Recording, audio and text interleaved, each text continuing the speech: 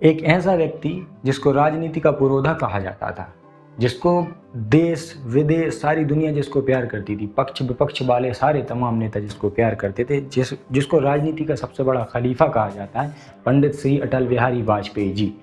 उन्होंने कहा था कि सरकारें आएंगी जाएंगी, ये देश रहना चाहिए, इस देश का लोकतंत्र रहना चाहिए।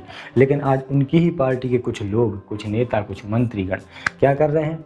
इस देश की जनता को मूर्ख बनाने का काम कर रहे हैं। बीजेपी को 31% लोगों ने वोट दिया था 2019 के इलेक्शन में।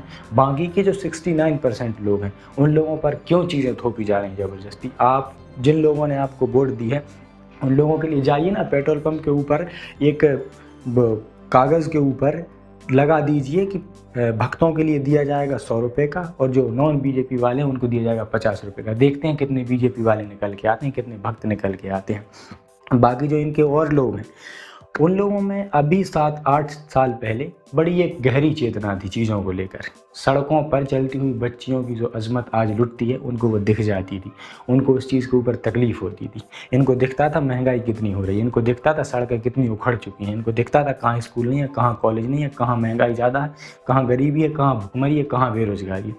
तमाम प्रकार की चीज़ें इनको दिखती थी, लेकिन आज कुछ भी नहीं दिखाई दे रहा।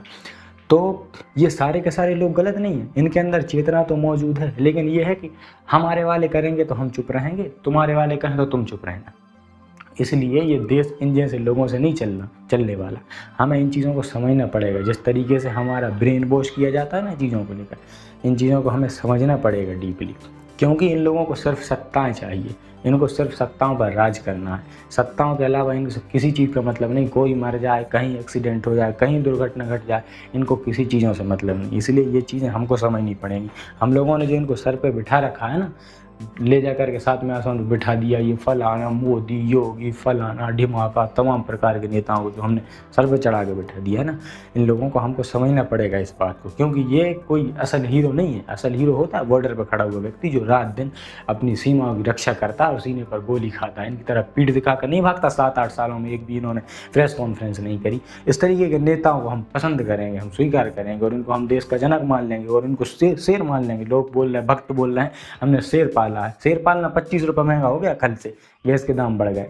तो इन चीज़ों को हमको समझना पड़ेगा, और जब तक हम इन चीज़ों को समझेंगे नहीं, तब तक ये देश के ऊपर और हमारे ऊपर इस तरीके से राज करते रहेंगे, शासन करते रहेंगे। और एक चीज़ और है, जब सत्ताएं हैं, सत्ता को भी ये चीज़ समझनी चाहिए, सरकारों को भी ये बात समझनी चाहिए, क्योंकि जब सत्ताएं और सरकारें अहंकारी हो जाती हैं, तो कोई भी लाइन में कतार में सबसे पीछे बैठा हुआ व्यक्ति उठ करके खड़ा होता है और इन अहंकारी सत्ताओं को वहाँ से खींचकर, सत्ता के गलियारों से खींचकर सड़कों पर लाता है। यह हमारे देश में होता रहा है और आगे भी होगा। इसलिए सत्ताएं अहंकारी नहीं होनी चाहिए। और मेरा सरकार से भी निवेदन है कि अब कम से कम हालत बहुत ख़राब हो चुकी है नीचे ज़मीन पर, इसलिए इन सब चीज़ों पर ध्यान दो।